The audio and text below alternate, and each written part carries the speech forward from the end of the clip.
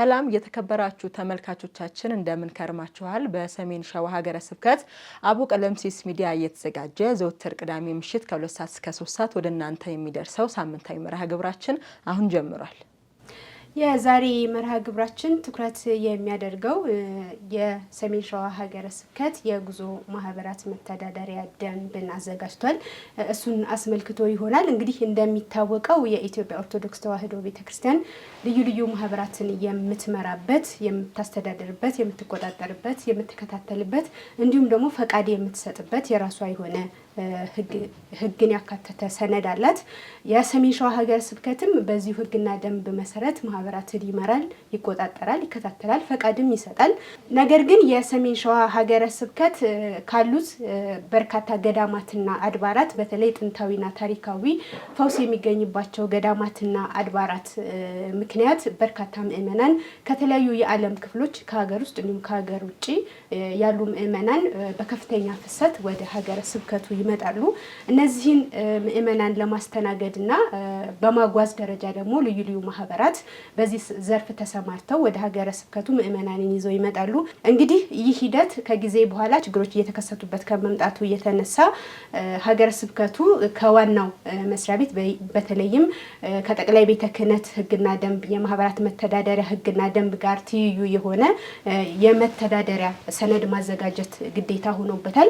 ይህም ሰነድ ከዚህ በፊት በነበሩ መርሃ ግብራት በአቡ ቀለምሲስ ሚዲያችን በአዘጋጆቹ ጥቅል እይታው ምን ይመስላል፣ ምን ላይ ያተኩራል፣ እንዴት ይተገበራል የሚሉ ጉዳዮችን የተመለከተ ማብራሪያ ቀርቦበታል።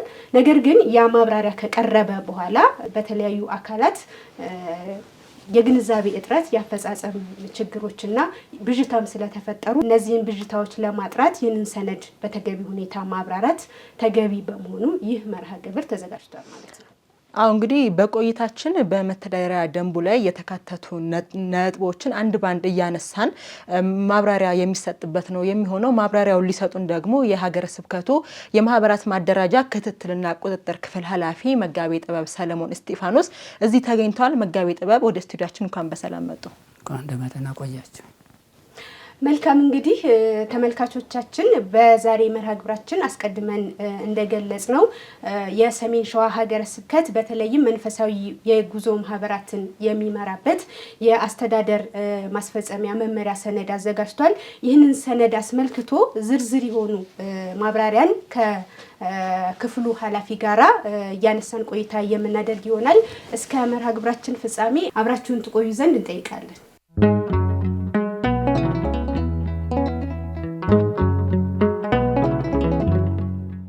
መልካም እንግዲህ ወደ መጀመሪያው ሀሳብ ስንገባ በመተዳደሪያ ደንቡ ላይ በአንቀጽ 3 ላይ የተቀመጠው የተፈጻሚነት ወሰን ነው። እንግዲህ ይህ መመሪያ ከሚመለከተው አካል ፈቃድ አግኝቶ በኢትዮጵያ ኦርቶዶክስ ተዋሕዶ ቤተክርስቲያን ሰሜን ሸዋ ሀገረ ስብከት ውስጥ በሚንቀሳቀሱና ከሀገረ ስብከቱ ፈቃድ ባገኙ ማንኛውም መንፈሳዊ የጉዞ ማህበራት ላይ ተፈጻሚ ይሆናል። እንግዲህ እንደሚታወቀው የሰሜን ሸዋ ሀገረ ስብከት ቀደም ብሎም ፍፄ እንደገለጽሽው በርካታ ገቢረ ተአምራት የሚፈጸምበት ገዳማትና አድባራት የሚገኝበት ነው። በዚህ ምክንያት ከኢትዮጵያም ይሁን ከዛ ውጪ ያሉ ምእመናን በተለያዩ የጉዞ ማህበራት ነውና ወደዚህ የሚመጡት።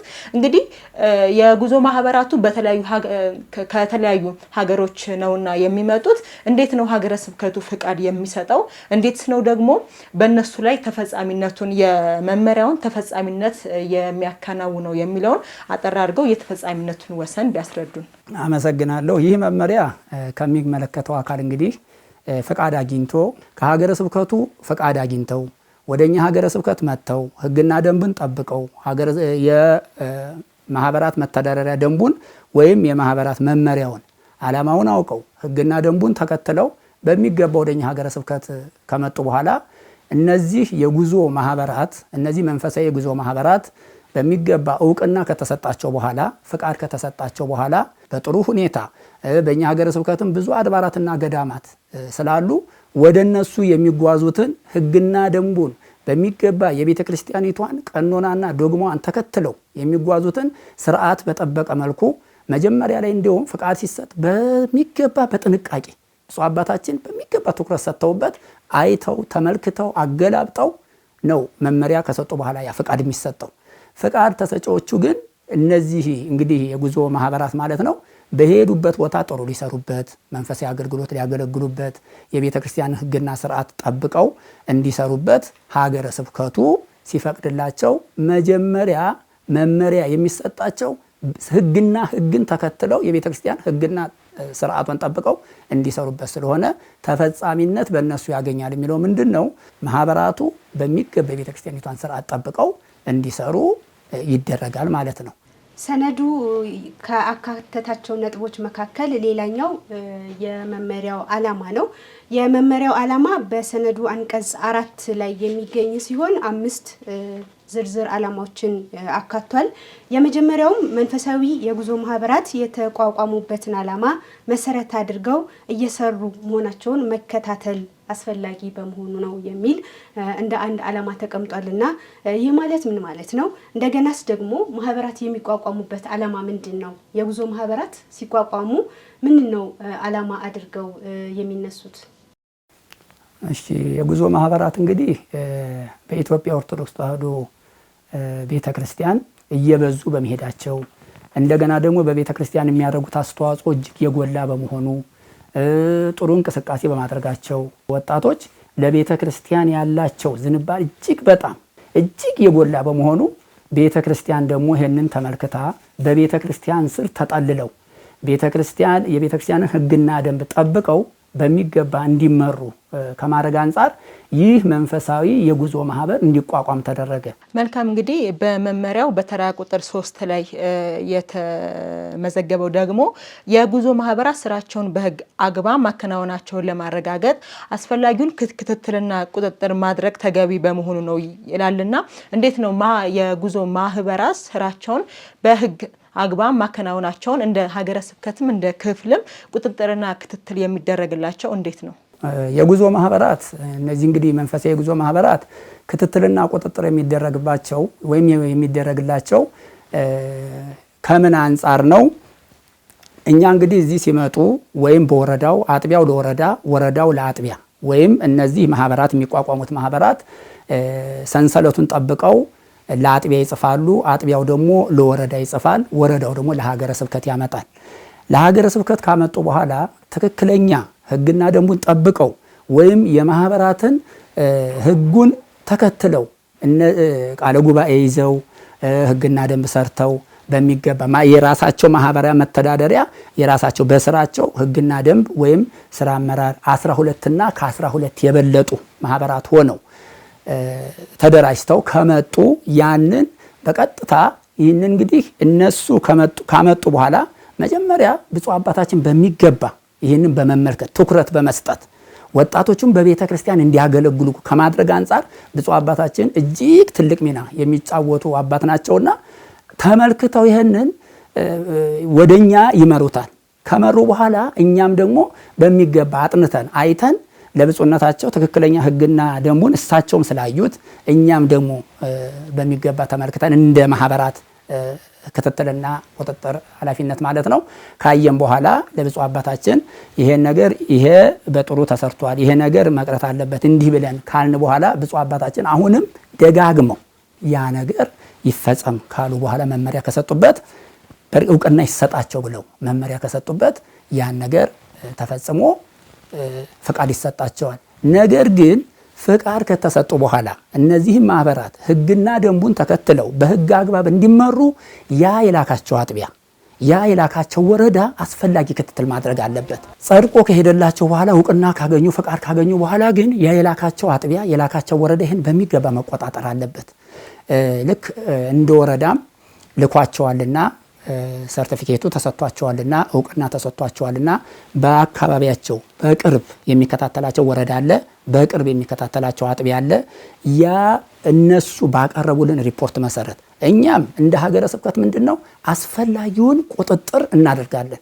ማህበራቱ ምን ደረሱ፣ እንዴት ነው የሚከታተሉት፣ ማህበራቱ ምንድነው የሚሰሩት፣ ፍቃድ ካገኙ በኋላ በትክክለኛ የቤተ ክርስቲያን ሕግና ስርዓት ተከትለው እየሰሩ ነው ወይ፣ ትክክለኛ የመንፈሳዊ ጉዞ ማህበራትን ሕግና ደንብ ጠብቀው እየሰሩ ነው ወይ ብለን ክትትል እናደርጋለን። የበለጠ ግን በአቅራቢያው የሚገኘው አጥቢያውና ወረዳው ስለሚከታተላቸው ልክ እነሱ ባቀረቡልን መሰረት እንደ አጋጣሚ እንኳን ሆኖ ወረዳው ወይም አጥቢያው የማህበራቱን ተመልክቶ ችግር ተፈጥሯል ካለ ወዲያው ሀገረ ስብከቱ ደግሞ ይሄን ተመልክቶ አስፈላጊውን እርምትና አስፈላጊውን እርምጃ ይወስዳል ማለት ነው።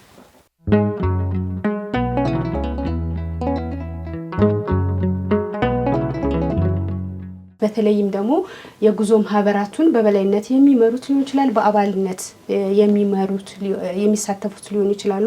የኢትዮጵያ ኦርቶዶክስ ተዋሕዶ ቤተክርስቲያን እምነት ተከታይ ስለመሆናቸውና ስላለመሆናቸው ክትትልና ቁጥጥር ለማድረግ ህገወጥ ተግባር ተፈጽሞ ሲገኝም ተገቢውን ውሳኔ ለመስጠት ያስችል ዘንድ ይህ ሰነድ እንደ አንድ ዓላማ አድርጎ ይዞታልና እንዴት ነው እነዚህን መከታተል የሚቻለው? በተለይ ደግሞ አብዛኞቹ የጉዞ አስጓዦች ከሀገረ ስብከቱ ውጪ ከደብረ ብርሃን ወይም በሰሜን ሸዋ ሀገረ ስብከት ስር ካሉ ወረዳዎች ውጪ የሚገኙ ናቸው። ምናልባትም አዲስ አበባ ከዛም ውጭም ሊሆኑ ይችላሉና እነዚህ አካላት በትክክለኛው የእምነቱ ተከታይ ስለመሆናቸው ማረጋገጫ የሚገኘው እንዴት ነው? ከምን አግባብ ነው ይሄንን መቆጣጠርና መከታተል የሚቻለው? እሺ፣ አመሰግናለሁ። መጀመሪያ እንግዲህ ፍቃድ ሲሰጣቸው ምንድነው ህግና ደንቡ ላይ ያለው የቤተ ክርስቲያን ልጅ ስለመሆናቸው የሰበካ ጉባኤ የከፈሉበት ማስረጃቸው ኮፒ አድርገው ማቅረብ አለባቸው። እንደገና ደግሞ የቤተ ክርስቲያን ልጅ ስለመሆናቸው መጀመሪያ ያ ለአጥቢያው አቅርበው አጥቢያው ደግሞ ለወረዳው ደግሞ ለሀገረ ስብከት ቅድም እንዳልኩት ማለት ነው። ይህ ራሱ በመጀመሪያ እዛ ኃላፊነቱን የሚወጣው ወይም ያንን ኃላፊነት የሚወስደው አጥቢያው ይሄንን በደንብ መርምሮ እንዲህ መመሪያ እንግዲህ እስከታች ድረስ እስከ አጥቢያ እስከ ወረዳ ድረስ አስተላልፈናል። ይሄ መመሪያው በሚገባ ተዘጋጅቶ ለማህበራት ክፍል ከደረሰ በኋላ ወዲያውኑ አሁንም በብፁዕነታቸው መመሪያ ሰጭነት በስራችን ለሚገኙ ለ31 ወረዳ ከዛ በላይ ላሉ ወረዳዎችና ተጠሪነታቸው ለሀገረ ስብከት ለሆኑ ገዳማትና አድባራት በሚገባ ይሄ መመሪያ ተላልፏል። እንደውም የአመታዊ የ34ኛው የወረዳ ቤተ ክህነት ስብሰባ ጊዜ ወይም የሰበካ ጉባኤ እንደ ሀገረ ስብከት 34ኛ ዓመታችንን የሰበካ ጉባኤ ስብሰባ ስናካሄድ በዛን ቀን ይህ ነገር በሚገባ ተዘጋጅቶ ከቀረበ በኋላ በብፁዕ አባታችን መመሪያ ሰጭነት ላሉት በስራችን ላሉት ወረዳዎችና ተጠሪነታቸው ለሀገረ ስብከቱ ለሆኑ አድባራትና ገዳማት በሚገባ ተላልፏል ይህ መመሪያ እና ይህ መመሪያ ሲተላለፍም እንግዲህ እዚህ ላይ በሚገባ ያለውን ነገር አንብበው ተረድተው ሁሉን ነገር ውስጡን መርምረው አጥቢያዎቹም ወረዳዎቹም ለነዚህ ለጉዞ ማህበራት ሲጽፉ ወደኛ ይህን መመሪያ እንደውም ቢቻል ኮፒ አድርገውም ለሚጠይቁት አካላት ለሚጠይቁት የማህበራት የጉዞ ማህበራት አባላት ቢሰጡና ይሄንን ቢያነቡት ራሱ ተገቢ ነው። መጀመሪያ ማህበራት እናቋቁም ማህበራት ይጽደቅልን ከማለታቸው በፊት አጥቢያውና ወረዳው ይሄንን ኮፒ አድርጎ ለነሱ ቢያስተላልፍ ይሄንን አንብበው ይሄንን ተረድተው ወደኛ ቢመጡ ከምንም በላይ እጅግ በጣም ትልቅ ነገር ነው። ለአሰራር ማመች ነው። እንደኛ ሀገረ ስብከት ግን እዚህ ሲመጡ እንግዲህ ምንድነው የምናየው የሰበካ ጉባኤ አባል ስለመሆኗ በማህበር ስትደራጅ እንግዲህ እዛ ማህበራቱ ላይ ይጽደቅልን ብሎ ሲመጡ የማህበሩን ስም ዝርዝር ህግና ደንባቸውን እናያለን። ቃለ ጉባኤ ተፈራረሙበትን እናያለን። በተጨማሪ ግን የቤተ ክርስቲያን አባል ስለመሆኗ ደግሞ ትልቁ እኛ ማስረጃችን የሰበካ ጉባኤ አባል ስለመሆናቸው እዛ ላይ አብሮ ተያይዞ ይመጣልናል። ያንን አይተን በቀጥታ የቤተ ክርስቲያን ልጅ ነው እንላለን። ነገር ግን በጉዞ ማህበራት ይህም አይበቃም። በጉዞ ሰዓት እያንዳንዱ ህብረተሰብ እነዚህን ሰዎች በጎረቤት በመንደር ወይም በቢሮ በስራ ቦታ ያውቃቸዋል። እንግዲህ እግረ መንገዴን እንደውም ለህዝበ ክርስቲያኑ ለምእመኑ ማስተላለፈው መልእክት ምንድነው እዚህ ላይ እንግዲህ እነዚህን ሰዎች እያንዳንዱ አብሮ የሚውል አብሮ የሚያድር በድሩ ከማህበረሰቡ ጋር በቢሮ ስራ በማህበራዊ ስራ በማህበራዊ ኑሮ በአጠቃላይ ህብረተሰቡ አብሮ የሚውል ህብረተሰብ ነው። እነዚህን ሰዎች እንግዲህ ምናልባት በዚህ የኦርቶዶክስ ተዋሕዶ እምነት ተከታይ ሳይሆኑ ነገር ግን መንፈሳዊ የጉዞ ማህበር ላይ ተሳትፎ ከሆነ ህብረተሰቡም እንዲያጋልጥ እግረ መንገዴን መልእክቴን አስተላልፋለሁ። እኛ ግን የምናደርገው ምንድነው በመጀመሪያ የሰበካ ጉባኤ አባል ስለመሆናቸው ያንን አያይዘው እንዲያመጡ እናደርጋለን።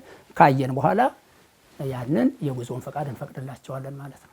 መልካም ሀገረ ስብከቱ ብሎም ወረዳው ከሚያደርገው ክትትል ባሻገር ይህንን መመሪያ ግንዛቤ ፈጥሮ በወረዳና በአጥቢያ እንዲደርስ ከማድረግ ባሻገር ግንዛቤ መፍጠር የሚገባዋል።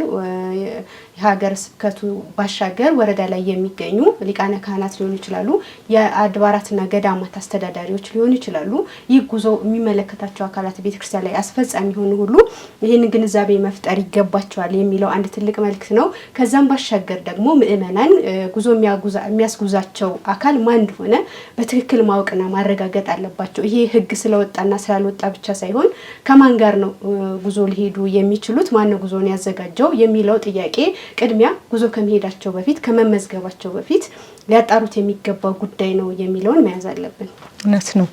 አሁን እንግዲህ በተጨማሪም ደግሞ ቀደም ብሎ በተፈጻሚነት ወሰኑ ላይ እንዳየነው በሀገረ ስብከቱ በሚንቀሳቀሱና ከሀገረ ስብከቱ ፍቃድ አግኝተው የተለያዩ ምእመናንን ወደ ገዳማትና አድባራት የሚያስጉዙ የጉዞ ማህበራት ላይ ነው ተፈጻሚ የሚሆነውና ነገር ግን ፍቃድ ሳይኖራቸው ወይም ደግሞ ከሀገረ ስብከቱ እውቅና ሳይሰጣቸው የጉዞ ማህበራት ስያሜን በመያዝ በሚንቀሳቀሱ በተለይ ደግሞ የገንዘብን ብቻ መሰረት አድርገው ጥቅም ለማግኘት ብቻ በጉዞ ማህበራት በርካታ ምዕመናን የሚያስጉዙ አሉና እነዚህን ቡድኖች ደግሞ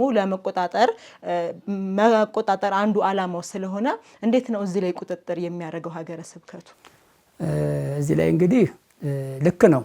በጣም እያስቸገረ ያሉት እንደውም በአሁኑ ሰዓት የጉዞ ፍቃድ ሳይዙ የመንፈሳዊ ጉዞ ፍቃድ ሳይዙ ነገር ግን መንፈሳዊ ነን በማለት በቤተ ክርስቲያን ሲያውኩ ቤተ ክርስቲያንን በእርግጠኝነት በሄዱበት ገዳማትና አድባራት እንደውም አልፎ ተርፈው ፍቃድ ሳይዙ ማንነታቸው ሳይታወቅ ሄደው እንደ ኃላፊ ነን ብለው ራሱ ብዙዎቹን አገልጋዮች እዛ ወይም የሚሄዱበትን ገዳማትና የሚሄዱትን አድባራት እጅግ ሲያስቸግሩ እናገኛለን። እንግዲህ እዚህ ላይ አሁንም በድጋሚ ማድረግ ያለብን ምንድን ነው? አስፈላጊ እርምጃ ያ የሚጓዙበት ደብር የሚጓዙበት አጥቢያ በእርግጠኝነት ተከታትሎ አስፈላጊውን እርምጃ ለሀገረ ስብከቱ በማቅረብ አስፈላጊው እርምጃ እንዲወሰድባቸው ነገ ምናልባት ባለማወቅ ሊሆን ከቻለ እነዚህ ሰዎች እንግዲህ ሕግና ደንቡን ጠብቀው ለአጥቢያ ደብዳቤ ጽፈው አጥቢያው ደግሞ ለወረዳ ጽፎ ወረዳው ደግሞ ለሀገረ ስብከታችን ጽፎ በሚገባ እውቅና እንዲያገኙ ማድረግ ነው። አውቀው ከሆነ ግን እንደዚህ አይነት ነገር የሚያደርጉ ካሉ እውቅና ሲያገኙ ነገር ግን እንደዚሁ ጉዞ እናስጉዝ በራሳችን እናስጉዝ ካሉ እነሱ ወደ ሀገረ ስብከቱ ቀርበው አስፈላጊ እርምጃ እንዲወሰድባቸው ያስፈልጋል ማለት ነው። ስለዚህ ይሄ ሀገረ ስብከቱ አጥብቆ እየሰራ ያለው ነገር እንደው ምንድነው? ከአጥቢያው ጋር በመነጋገር ከወረዳው ጋር በመነጋገር ራሱ ደግሞ ከአንዳንድ ሰዎች በሚያገኘው ኢንፎርሜሽን መሰረት ወይም በሚያገኘው መረጃ መሰረት በሚገባ እነዚህ ማህበራት እውቅና ሲያገኙ የሚጓዙት ማህበራት ወዲያውኑ ተከታትሎ እውቅና እንዲያገኙ ማድረግ የመጀመሪያው ስራችን ነው። ከዛ በኋላ ግን ይሄ ተነግሯቸው የማይሆን ከሆነ ደግሞ በእርግጠኝነት ሀገረ ስብከቱ እርምጃ ይወስዳል ማለት ነው።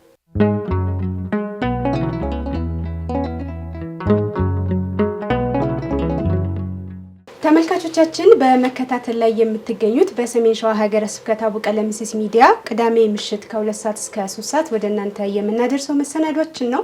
በዛሬ መርሃ ግብራችን የሰሜን ሸዋ ሀገረ ስብከት በተለይም የጉዞ ማህበራትን የሚያስተዳድር መመሪያ አውጥቶ ተፈጻሚ እያደረገ ይገኛል።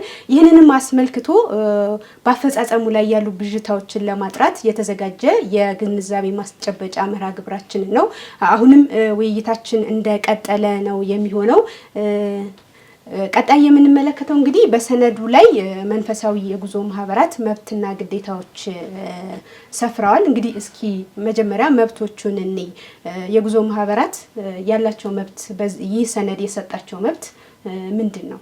እንግዲህ የተሰጣቸው መብት የተቋቋሙበትን የአገልግሎት ዓላማ በማሳካት በቤተ ክርስቲያኒቱ ሕግና ደንብ መመሪያ መሰረት በተፈቀደለት ሕጋዊ ስራ ላይ የማሰማራት አንዱ ይሄ መብት ነው። እነዚህ ማህበራት እንግዲህ በተፈቀደላቸው ወይም እንደገና በተሰጣቸው የምስክር ወረቀት ወይም በተሰጣቸው ፍቃድ መሰረት ሕግን ተከትሎ ሕግን ጠብቆ ማሰማራት ይሄ አንዱ መብታቸው ነው። ሌላው ግን በማህበሩ ስር ታቅፈው የሚጓዙ ምእመናን ከአድባራትና ገዳማቱ ስርዓቱን የጠበቀ መንፈሳዊ አገልግሎት እንዲያገኙ የመጠበቅ ይሄም አንዱ መብት ነው። እንግዲህ ማንኛውም ማህበር ከአድባራቱና ገዳማቱ በአድባራቱና ገዳማቱ አገልግሎት አሰጣጥ ላይ ቅሬታ ካለው በተዋረድ ማለት ነው ያንን ሪፖርት የማቅረብ እንግዲህ ምናልባት አጥቢያ ላይ በአገልግሎቱ ላይ ምናልባት ቅሬታ ካለ ለወረዳው ይናገራል። ተጠሪነታቸው ደግሞ ለኛ ለሀገረ ስብከቱ ያሉ ገዳማትና አድባራት ሆኖ ቀጥታ ደግሞ ለኛ መጣው ቅሬታቸውን ማሰማት እኛም ደግሞ ወዲያው ደግሞ እንደ ሀገረ ስብከት ደግሞ ወዲያውኑ ቅሬታቸውን ተቀብለ እርምት የመስጠት ቅድም በተደጋጋሚ ነገር ተናግሬዋለሁ። እርምት ይሰጣል ሀገረ ስብከቱ፣ እርምጃ ይወስዳል ሀገረ ስብከቱ። ስለዚህ መብታቸውን መጠቀም በሚገባ በአግባቡ የሚሄዱበት ገዳማት የሚሄዱበት አድባራት የሚጓዙት ምእመናን የሚጓዙት ህዝበ ክርስቲያን በአጠቃላይ መብት እንዳላቸው አውቀው በሚገባ በመብታቸው ተጠቅመው ሄደው እዛ እንዲገለገሉ እንዲያገለግሉ ነው። ሌላው ግን የሚሄዱበትን ገዳም የሚሄዱበት አጥቢያ ላይ ደግሞ ያ አጥቢያው ያ ገዳሙ ደግሞ በሚገባ ለህዝቡ የሚስማማ ከህዝቡ ጋር የሚሄድ ቤተክርስቲያንን ስርዓት የጠበቀ ነገር አዘጋጅቶ ማረፊያ እንደገና ደግሞ ህዝበ ክርስቲያኑ የሚገለገልበት የጸበል ቦታ ከሆነ ተጠምቆ እንዲፈወስ እንደገና በተጨማሪ ደግሞ ህዝበ ክርስቲያኑ ደግሞ በሚገባ ደርሶ ጸጥታው ተጠብቆለት ከምንም በላይ ደግሞ ጸጥታው ተጠብቆለት ህግን ተከትሎ አስቀዳሹ ማስቀድሶ የሚቆርበው ቆርቦ ጸበል የሚጠመቀው ተጠምቆ በሚገባ ያ የሄደበትን ዓላማ ለበረከት ነውና ለመንፈሳዊ አገልግሎት ነውና የሄደበትን ዓላማ ተከትሎ በሚገባ ህዝበ ክርስቲያኑ ተደስቶ መመለስ አለበት ማለት ነው። እንግዲህ በቤተ ክርስቲያን ስም የተቋቋሙ የተለያዩ የመንፈሳዊ የጉዞ ማህበራት የቅዱስ ቤተ ክርስቲያንን ዶግማና ስርዓት ጠብቀው እንዲጓዙ ነው እንግዲህ የመተዳደሪያ ሰነድ የተቀረጸውና እንግዲህ መብቶቹን ካየን ወደ ግዴታዎቹ ደግሞ ስንሄድ ወደ 10 ግዴታዎች ናቸው የተዘረዘሩት። በመጀመሪያ ማንኛውም መንፈሳዊ የጉዞ ማህበር ምእመናንን በመያዝ ወደ ሀገረ ስብከቱ አድባራትና ገዳማት በሚንቀሳቀስበት ጊዜ የቤተ ክርስቲያን ዶግማ፣ ቀኖና፣ ትውፊት፣ ህግና ስርዓት መጠበቅና ማስጠበቅ አለበት ነው የሚለውና እንግዲህ ዋናው ዓላማም ቅድስት ቤተክርስቲያን የስርዓት ባለቤት ነችና ስርዓቷን ጠብቆ ስርዓቷ ሳይጣስ እንደ ክብሯንም ጠብቆ ያሉትን ነገሮች በሙሉ በስርዓተ ቤተክርስቲያን ለማስኬድ ነውና እንግዲህ የስርዓተ ቤተክርስቲያን መጠበቅም እንደ ግዴታ ነውና የተቀመጠው። እስኪ ይሄን ነገር እንዴት ነው የሚታየው? እንግዲህ መንፈሳዊ የጉዞ ማህበራት ትልቁ ዓላማቸው መጀመሪያ ፍቃድ ካገኙ በኋላ የግድ ቅድም እንዳልኩት መብት እንዳላቸው ሁሉ ግዴታም አለባቸው። ለምንድነው? ቤተክርስቲያኒቷ ህግና ስርዓት አላት፣ ራሱን የቻለ ዶግማ አላት፣ ቀኖና አላት፣ ትውፊት አላት፣ ህግ አላት ቤተክርስቲያናችን።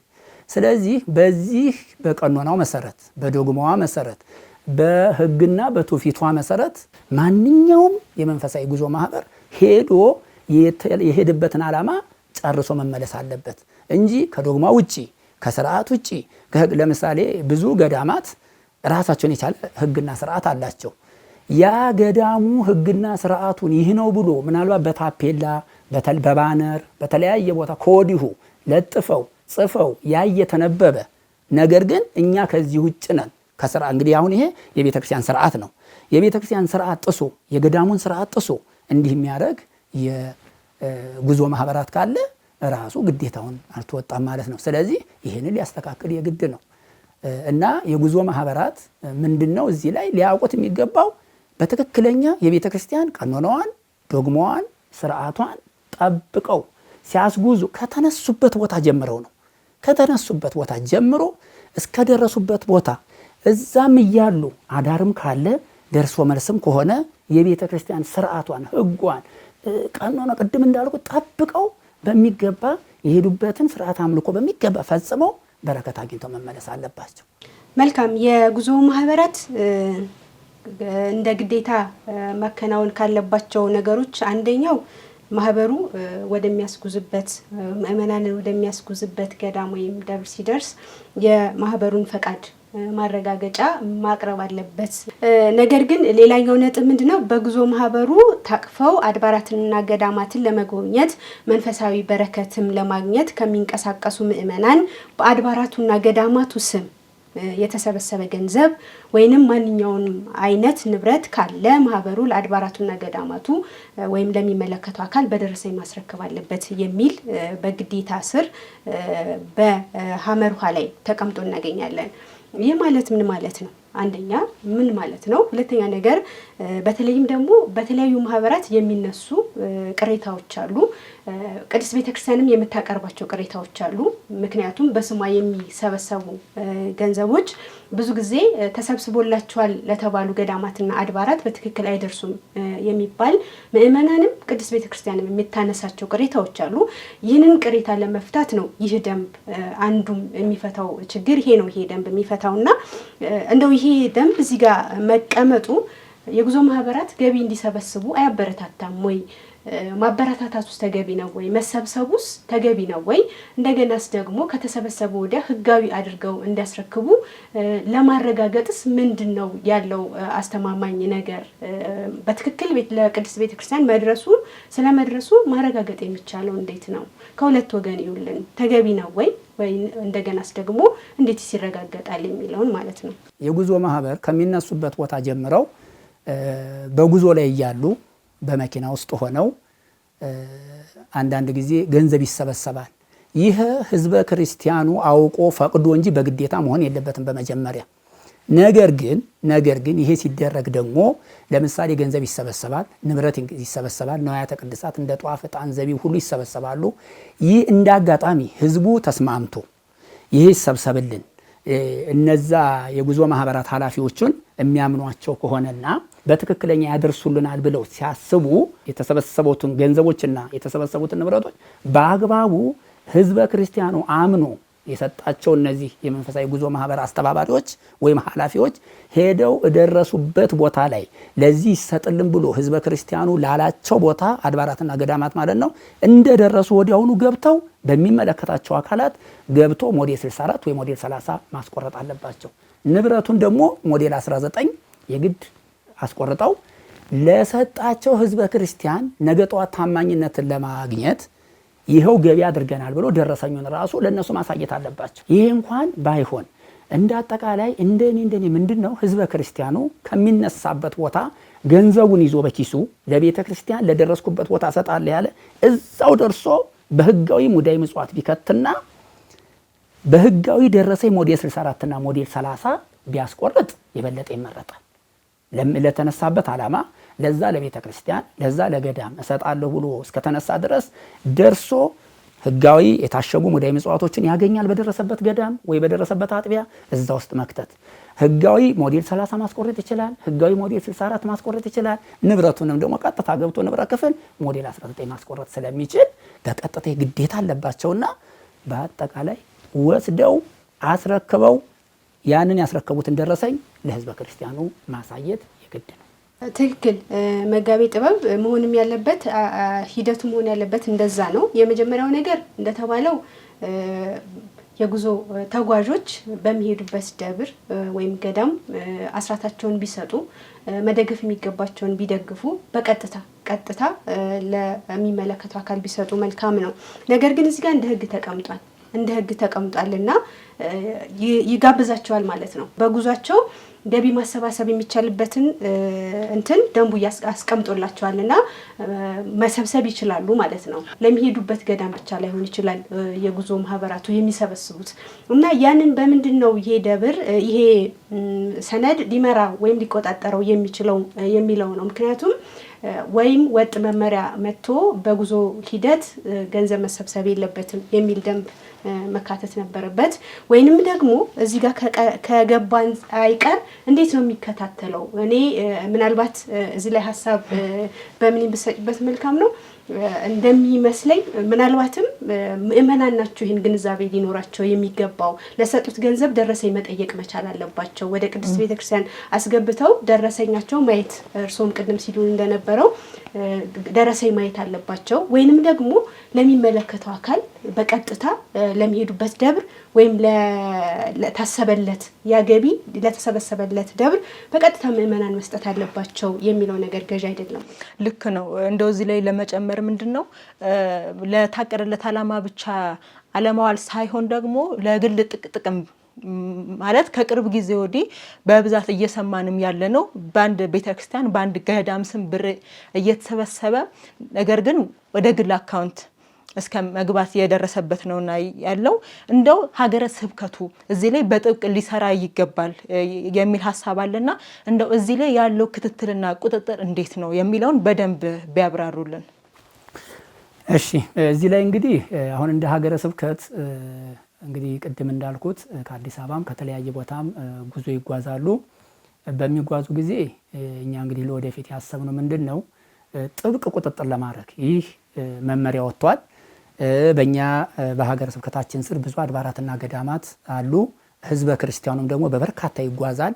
በሚጓዙበት ጊዜ መጀመሪያ እንግዲህ ለህዝበ ክርስቲያኑ ይህን አይነት ትምህርት ወይም እነሱን እንግዲህ ለነሱ ሁሉ እጅ ለመዘርጋት ከዚህ ቀደም እንግዲህ ቆየ የተለመደ ነገር ስለሆነ ከዛ አንፃር ይህ መመሪያ የወጣበት ምክንያት ያንን በመመልከት ነው። እንግዲህ ከአዲስ አበባ ከሌላ የሚነሱ ማህበራቱም ወይም ምእመናኑ መኪና ውስጥ ያዋጡና በየመንገዱ ላሉ አጥቢያ ቤተክርስቲያናት እጅ የመዘርጋት የመስጠት ነገር ተለምዷል። ስለዚህ የመመሪያ ያለ ምክንያት አይደለም የወጣው፣ ከዛ አንፃር ነው። ህዝበ ክርስቲያኑ ወደ ገዳማት ወደ አጥቢያ ወይ እንደገና ደግሞ ወደ በክብረ በዓል ወቅት በሚጓዝበት ጊዜ በየመንገድ ላይ ቁጭ እያሉ ሌላው ቀርቶ ሙዳይ ምጽዋቱ ሳይታሸግ ህገወጥ የሆነ ህጋዊ ያልሆነ በሰበካ ጉባኤ አባላት በሰበካ ጉባኤ ያልተፈቀደ በማንም ፈቃድ ያላገኘ ለቤተክርስቲያን ማሰሪያ ለሌላ ጥቅም ወይም ቤተክርስቲያናችን ተቃጥሎ ወይም እንደዚህ ቤተክርስቲያን እንደዚህ ሆና በማለት ብዙ እያሰባሰቡ ለግል ጥቅማቸው የሚያውሉ አሉ። ህዝበ ክርስቲያኑን ሳይሆን አሁን ያኛ አጥብቀን እየተቆጣጠረ ወይም መቆጣጠር ያለብን በየመንገድ ላይ ራሱ ህገወጦችን የሚያሰባስቡ ለግል ጥቅማቸው የሚያውሉትን እነሱንም መቆጣጠር አለብን። ለምንድነው? ህዝበ ክርስቲያኑ ያቅም በየዋህነት መስጠቱን ነው የሚያየው፣ በረከት ማግኘቱን ነው የሚያየው። ከተነሳበት ቦታ ጀምሮ ያ የተሰባሰበው ገንዘብ ሊሰጥልን ይላል። መኪናው እያቆመ በየቦታው ላይ ህገወጥ ያሉ ለህገወጦቹ ሁሉ እጅ ሲዘረጋ ይገኛል። ነገር ግን በዛው በተጨማሪ ደግሞ ህጋዊ ደግሞ ተፈቅዶላቸው ሙዳየ ምጽዋት ታሽጎ በሚገባ ቤተክርስቲያን ባዘዘችው ቤተክርስቲያን በፈቀደችው ህግና ደንብ መሰረት ሙዳየ ምጽዋት ታሽጎ ደግሞ ለቤተክርስቲያን ማሰሪያ ህጋዊዎች ማለት ነው ለነሱ ደግሞ እንዲሰጥ ደግሞ ህዝበ ክርስቲያኑ ደግሞ አሁንም ይሄንን መለየት አለበት ማለት ነው። ህዝበ ክርስቲያኑ በሄደበት ጉዞ በሚያደርግበት ቦታ ሁሉ እስኪ የፈቃድ ደብዳቤህን ሊል ይገባል። አዎ እስኪ ህጋዊነትህን ሙዳየ ምጽዋቱ ታሽጓል ወይ? ዝም ብዬ በጃንጥላ ላይ ነው ወይ የምጥለው? ዝም ብዬ እንዲሁ ባልታሸገ ሙዳየ ምጽዋት ላይ ነው ወይ? ዝም ብዬ ህጋዊ ደረሰ ባልተቆረጠበት ላይ ነው ወይ ገንዘቤን የምጥለው? ጃንጥላው፣ ጧፉ፣ ዕጣኑ እንደውም እንኳን አንዳንድ ጊዜ እዛ ሄደው ከሚሰጡት አድባራትና ገዳማት ይልቅ በየመንገድ ላይ ብዙ ጥቅም የሚያገኙ ይሁን፣ ነገር ግን ህጋዊ ናቸው ወይ ነው? አዎ በህጋዊነት ነው ወይ የሚጓዙት ነው። እንደገናስ ደግሞ ያ የተሰበሰበው ገንዘብ በትክክለኛ ለቤተክርስቲያን ደርሷታል ወይ ነው ትልቁ ጥያቄያችን። ስለዚህ ህዝበ ክርስቲያኑ ይሄንንም በማወቅ በእርግጠኝነት ከተነሱበት ቦታ ጀምሮ ገንዘቡ ተሰባስበው በትክክለኛ በህጋዊ ደረሰኝ ቅድም እንዳልኩት ተቆርጧል ወይ፣ ንብረቱ ሞዴል 19 ገብቷል ወይ፣ ገንዘቡ ሞዴል 64 እና 30 ገብቷል ወይ፣ ይሄን ብሎ ህዝበ ክርስቲያኑ ሊጠይቅ የግድ ያስፈልጋልና ይህ መመሪያ የወጣው ከዚህ አንፃር ስለሆነ ለህዝበ ክርስቲያኑ ተጨባጭ የሆነ የግንዛቤ ማስጨበጫ መስጠት አስፈላጊ ነው ማለት ነው። መልካም እንግዲህ በግዴታዎቹ ስር በተራ ቁጥር 4 ላይ የተጠቀሰው በመንፈሳዊ ጉዞ ላይ የሚሳተፉ የተለያዩ ማህበራት በሚጓዙበት ወቅት በማንኛውም ጉዳይ ሌላውን ማህበር አክብሮ መንቀሳቀስ አለበት ነው የሚለው። እንግዲህ በተለይ ከቅርብ ጊዜ ወዲህ እያየኑ ያለኑ ምንድነው እኔ ብቻ ላስጉዝ እኔ ብቻ ልጠቀም የሚልና የግል ጥቅመኝነት እየሰፋ ነውና የሚሄደው። እንደው ይህን ነገር ሀገረ ስብከቱ ወይም ደግሞ ይህ መመሪያ እንዴት ነው የሚያስታርቀው? እንዴትስ ነው የሚቆጣጠረው? አዎ እንግዲህ ይሄ መመሪያ የግድ አንዱን ማህበር አቅፎ አንዱን ማህበር ገለል የሚያደርግ አይደለም፣ ሁሉም ማዕከላዊ የሚያደርግ ነው። ለምንድን ነው ማህበራት እንግዲህ በሚጓዙበት ጊዜ አንዱ ልክ እንደራሱ አድርጎ ወይም አንዱ የግል አድርጎ እዛ ቦታ ላይ እያስጓዘ ሌላውን ሊያስቀር አያስፈልግም። ሁሉን አንድ አድርጎ ሁሉም ማህበራት ማለት ነው በተሰጣቸው ፍቃድ መሰረት ማንኛውም ገዳም የመጓዝ መብት አላቸው። በሄዱበትም ደግሞ ትክክለኛውን ህግና ደንብ ተከትለው ሰርተው ተሳልመው በረከት አግኝተው የመመለስ መንፈሳዊ ተግባራቸውን ፈጽመው የመመለስ መብት አላቸው ማለት ነው። ነገር ግን እዚህ ላይ ስንመለከት አንዱ የአንዱን ማህበር አንተ መብት የለህም አንተ እኔ መብት አለኝ የሚል በፍጹም ህጉ ሲረቀቅ ለሁሉም ማህበራት እኩል ተደርጎ ነው ቅዱስ ሲኖዶስ ሲያረቀው እኛም ጋር ደግሞ እዚህ እንደ ሀገረ ስብከት ደግሞ ይሄ መመሪያ ሲሰጥ ሁሉንም አንድ አድርጎ ነው። ለምሳሌ እንደኛ ሀገረ ስብከት ማለት ነው አንዱ ማህበር መጥቶ ጸድቆ አንዱ ማህበርም ደግሞ ድጋሚ ሌላውም ማህበር መጥቶ ሲጸድቅ እኩል ነው የሚሰጠው ሰርቲፊኬት አንድ ነው፣ መመሪያው አንድ ነው፣ የሚያገኘው እውቅና አንድ ነው። ከፍና ዝቅ እስከሌለው ድረስ እዛም ጉዞ ላይ ደግሞ በሚጓዙበት ጊዜ በሚያገለግሉበት አገልግሎት ዙሪያ ሁሉም በአንድ አይን አንድ የቤተክርስቲያን ልጆች እስከሆኑ ድረስ በአንድ ላይ ተጉዘው በአንድ ላይ ስርዓቱን ፈጽመው በአንድ ላይ የቤተክርስቲያን ሕግና ስርዓት ተከትለው የሄዱበትን ዓላማ ተከትለው ወደ የሚመለሱበት ወይም ወደ መጡበት በስርዓቱ መመለስ አለባቸው ማለት ነው። ማንኛውም ሀገረ ስብከት እውቅና የሚያገኝ የጉዞ መንፈሳዊ የጉዞ ማህበር ሁሉ እውቅና ይዞ ያንን የእውቅና ወይም እንደገና ያንን ፍቃድ ይዞ ከመጣ እኛ ሀገረ ስብከቱ ላይ ማሳተፍ ወይም በእኛ ሀገረ ስብከት ስር ላሉ አድባራትና ገዳማት የመሳተፍ መብት አላቸው። ማንኛውም የጉዞ ማህበር ከየትኛውም ሀገረ ስብከት ከየትኛውም ቦታ ላይ ህጋዊ ቅዱስ ሲኖዶስ በወሰነው መሰረት ህጋዊ እውቅና አግኝቶ ያንን የፈቃድ ወረቀት ከያዘ በእኛ ሀገረ ስብከት መጥቶ በአድባራቱና በገዳማቱ ህጋዊ ሆኖ ስርዓቱን ጠብቆ ተጉዞ መንፈሳዊ አገልግሎት ወይም እንደገና በረከት አግኝቶ መመለስ ይችላል ማለት። መልካም። እዚህ ላይ ማንሳት የሚገባ ሌላ አንድ ነጥብ ምንድነው የጉዞ ማህበራት እርስ በራሳቸው የማይስማሙበት የሚጋጩበት ሁኔታዎች አሉ። ከዛም ባሻገር ደግሞ ገዳማትና አድባራት የራሳቸው የሆነ የጉዞ ማህበር አላቸው። እነዛ የጉዞ ማህበራት ሌሎች ማህበራት ወደዛ ገዳም በሚመጡበት ወቅት ቅሬታ የሚፈጥሩበትና ተሳታፊ እንዳይሆኑ የተለያዩ አይነት ተጽዕኖዎች አድርሰውብናል የሚልም ሌሎች ማህበር በተለይ ከገዳሙ ወይም ከደብሩ ውጪ ከራሱ ከደብሩ የጉዞ ማህበር ውጪ የሆኑ ማህበራትን የማንገላታት የመሳሰሉ ነገሮች የሚስተዋሉበት ሁኔታ አለ የሚል አንዳንድ ቅሬታዎች የምንመለከታቸው ነገሮች አሉና ይህን እንዴት ነው ይህ ደንብ ሊመራና ሊያስተዳድር የሚችለው?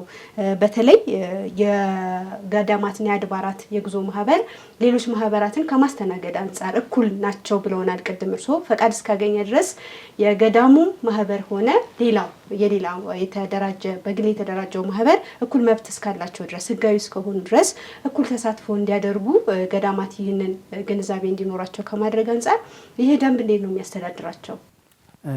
እንግዲህ ቅድም እንዳልኩት ይሄ ደንብ ለሁሉም እኩል ነው የወጣው። መመሪያው እኩል ነው የተላለፈው፣ ለሁሉም የደረሰው እንዳለ ይሄ መመሪያ በአንድ ነው ማለት ነው። ለአንዱ ሌላ የተላለፈ መመሪያ አይደለም። በቃ ወጥ የሆነ መመሪያ ነው። እነዛም በእርግጥ ገዳማትና አድባራት የኛ ገዳም ብቻ ወይም የኛ የጉዞ ማህበር ብቻ ነው መጓዝ ያለበት ማለት የለባቸውም። እንደ ሀገረ ስብከት ግን እንደኛ ሀገረ ስብከት ግን እንደዚህ አይነት መነጣጠል የለም። ለሁሉም አንድ ነው።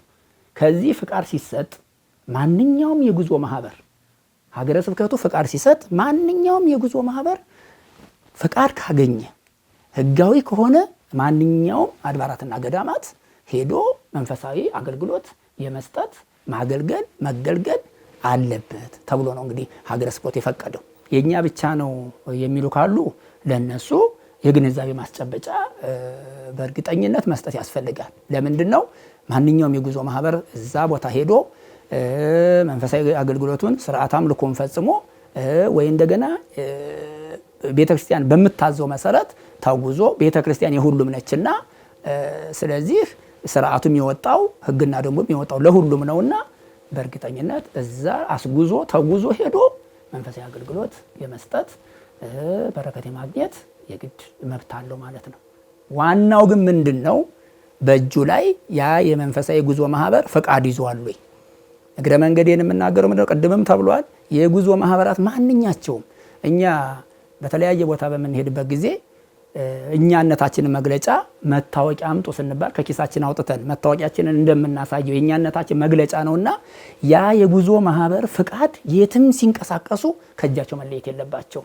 ለምንድነው? አንደኛ ህጋዊ የሆኑትንና ህጋዊ ያልሆኑትን መለያ ይሆናል። ሁለተኛ እዛ በሚጓዙበት ገዳም በሚደርሱበት ጊዜ ህጋዊ እውቅናህን አምጡ ሲባል አውጥቶ የማሳየት ለምን ማንነታቸው ማስረጃ እሱ ነውና የማሳየት ግዴታ አለባቸው። አዎ እሱ ትክክል ነው። ህጉም ደንቡም ያዛል ሁሉንም ማህበር ተሳታፊ እንዲሆን። ነገር ግን ተፈጻሚነቱ ላይ ነው ጥያቄ ያለውና ተፈጻሚ በሚሆንበት ጊዜ ማህበራት ማወቅ የሚገባቸው ማንኛውም የጉዞ ማህበር በተለይ ቅድም መጋቤ ጥበብ ሲያነሱ እንደነበሩት ፈቃድ መያዝ አለባቸው። ፈቃዱን እንግዲህ ሚዲያዎች ላይ ተደጋጋሚ ሲነገር እንደምንሰማው ወደ ሰሜን ሸዋ ሀገረ ስብከት ለመምጣት ወረቀት ተጠይቋል የሚሉ አንዳንድ ሚዲያዎች አሉ። ያ ወረቀት ምንድነው? ፈቃድ ነው። ፈቃድ መሆኑን መገንዘብ መቻል ያለባቸው ማህበራቱ ያንን ፈቃድ ይዘው ወደ የትኛው በሀገረ ስብከቱ ስር ወደሚገኙ ገዳማትና አድባራት በትክክል መምጣት ይችላሉ።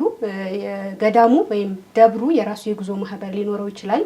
ነገር ግን ከዛ ከጉዞ ማህበር ጋር በመመጋገብ በመነጋገር በመመካከር ስርዓተ ቤተክርስቲያን በተጠበቀ መልኩ ማጓዝ ይችላል የሚለውን ነገር ምእመናን መውሰድ አለባቸው ማለት ነው። መልካም። በቀጣይ የምንመለከተው ይህ ሰነድ ካስቀመጣቸው ግዴታዎች መካከል ሌላኛው የጉዞ ማህበራት ምእመናንን ከአንድ ቦታ ወደ ሌላ ቦታ በሚያጓጉዙበት ወቅት ምእመናን ለጉዞ የሚከፍሉት ክፍያ አቅምን ያገናዘበ ስለመሆኑ ማረጋገጥ ግዴታ አለባቸው የሚል ነው። እንግዲህ ይህ ቀጥታ ምንን ይመለከታል? የጉዞ ማህበራት ምእመናንን በሚያጉዙበት ወቅት የሚያስከፍሉትን ገንዘብ ነው የሚመለከተውና ይህ ጥቅምን ይመለከታል ማለት ነው። በተዘዋዋሪ ጥቅምን የጉዞ ማህበራት የሚያገኙትን ጥቅም ይመለከታል ማለት ነው። ምእመናን ለበረከት እስከሚሄዱ ድረስ በተለያየ ሚንስ አቅም ያለውም የሌለውም ምእመን ይጓዛልና እዛ ቦታ ላይ ደርሶ ለመሳለም በረከት ለማግኘት ፈውስን ለማግኘት ታሪኩን ለማወቅ ካለበት ጉጉት የተነሳ የጠየቀው ሊከፍል ይችላል። ነገር ግን ይህ እንዴት ነው ሊመራ ወይም ሊታረቅ የሚገባው? ምክንያቱም የተለያዩ ማህበራት ከአንድ አካባቢ እንኳን የሚነሱ ማህበራት የተለያየ ነው የሚያስከፍሉት ክፍያ። ለምሳሌ ከአዲስ አበባ ደብረ ብርሃን ዙሪያ ላይ የሚገኙ ገዳማትና አድባራትን ለማስጎብኘት በጣም የተጋነነ ገንዘብ የሚጠይቁ ማህበራት አሉ፣ ተመጣጣኝ የሚጠይቁ አሉ። እነዚህን እንዴት ነው ማስታረቅ የሚቻለው? ይህ ደንብ ይህንን አስቀምጧል። እንደው ግን እንዴት ነው ተፈጻሚ የሚሆነው? እዚህ ላይ ተፈጻሚ የሚሆነው ምንድነው? በመጀመሪያ የጉዞ ማህበራት በአመራርነት ወይም በኃላፊነት ደረጃ ያሉ ይሄንን አውቀው በሚገባ ገንዘቡ በትክክለኛ መልኩ የሚከፈለውን ገንዘብ እንዲያስከፍሉ ማድረግ ነው። ሌላው ግን ዋናው ነገር ራሱ ህዝበ ክርስቲያኑ ከሚነሳበት እስከሚደርስበት ቦታ ድረስ ያለውን የዋጋ ክፍያ ቅድሚያ ማጥናት አለበት። ትልቅ ሚና የሚጫወተው ህዝበ ክርስቲያኑ ነው ወይም ተጓዡ ክፍል ነው፣ ምእመኑ ነው። ከአንድ ቦታ ላይ ሲነሳ የሚደርስበት ቦታ ላይ መጀመሪያ የዋጋ ጥናት ማድረግ አለበት።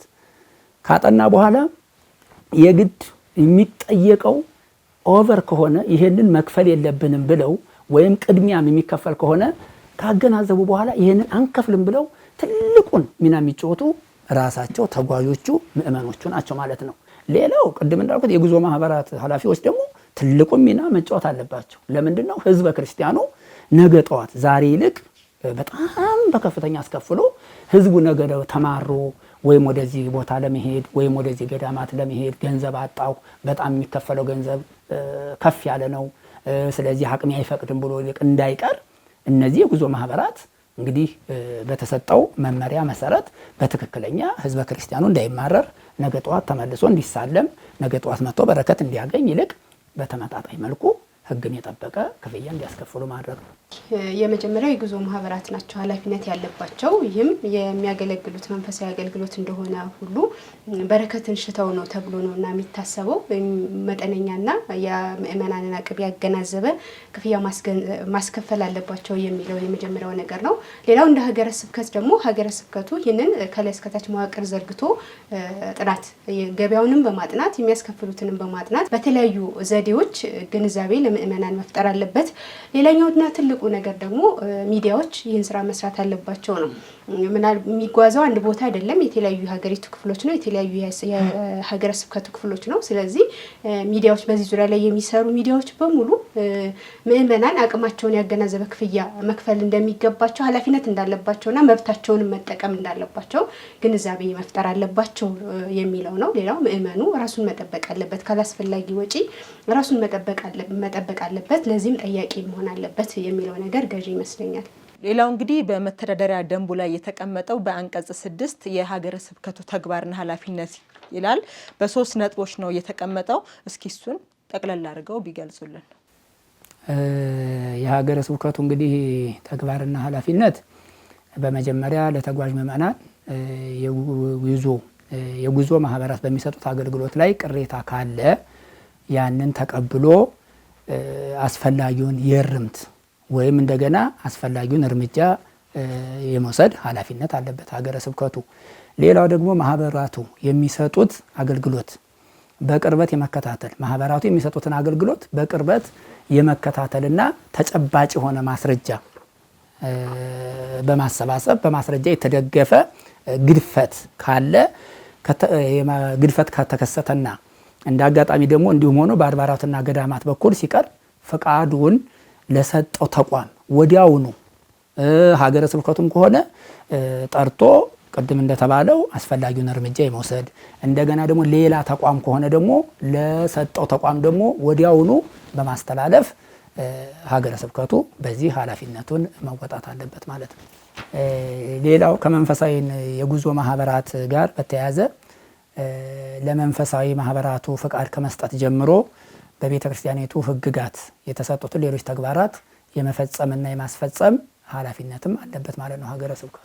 መልካም እንግዲህ ይህ የመተዳደሪያ ደንብ በርካታ ነገሮችን ነው ያካተተው። ካለን ሰዓት አንጻር ሰፊ በመሆኑ ለጥያቄዎቻችን ወይም ደግሞ ለምናነሳቸው ሀሳቦች ማብራሪያ ለመስጠት ፍቃደኛ ሆነው እዚህ ስቱዲዮ ስለተገኙ ከልብ እናመሰግናለን። ተመልካቾቻችን የሰሜን ሸዋ ሀገረ ስብከት የጉዞ ማህበራት መተዳደሪያ ደንብን አስመልክተን ወደ እናንተ ስናደርስ የነበረው ቆይታችን ስትከታተሉት የነበረውን ይመስል ነበረ። ሳምንት ይህንኑ ሰነድ የተመለከተ ክፍል 2 መርሃ ግብራችንን ወደ እናንተ ይዘን የምንደርስ ነው የሚሆነው። መርሃ ግብሩን በመምራት አብረናችሁ የነበርነው በእምነት ተሾመ እንዲሁም እኔ ፍጹም በቀለ ከመላው የስቱዲዮ ባለሙያዎች ጋራ በጋራ በመሆን ነበር። ሳምንት በተመሳሳይ ሰዓት እንጠብቃችኋለን። እስከ ሳምንት ቸር ሰንብቱልን።